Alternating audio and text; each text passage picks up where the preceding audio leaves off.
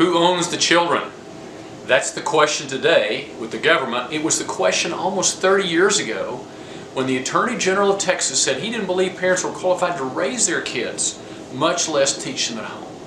In the infancy days of homeschooling in Texas, the unions, the teacher unions, and the Attorney General were all in favor of saying that parents can't make the decision to teach their kids at home.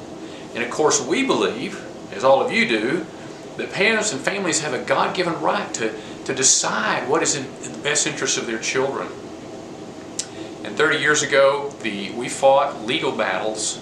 We sued the state of Texas in what came to be the landmark decision, Leeper versus Arlington ISD.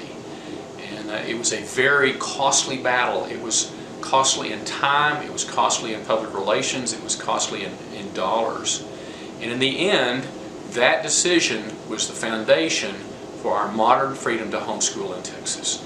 The interesting thing is, in those days there was a debate about whether or not we should sue the state, and that debate was, some said, this is a risky thing. This could lead to the loss of our freedom. No one has come after me. And yet we pursued that aggressive approach. We won, and that foundation has been laid for our freedom in Texas today. So today we continue to push for freedom for families. Freedom for families to make decisions and choices for their children, because they are the parents. They have the God-given right to do that. And yet we continue to have this debate about whether or not we should pursue some freedom or some choices or some opportunities for homeschoolers, because some people think that might lead to the loss of our freedom. Let me just say this.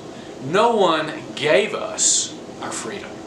We fought for it, and we continue to fight for it at every level. So the Texas Homeschool Coalition in the 1980s and today continues to stand for the premise that parents should be able to make the decisions for their children, and we will aggressively push at every level to defend those rights and to promote and expand those rights as well.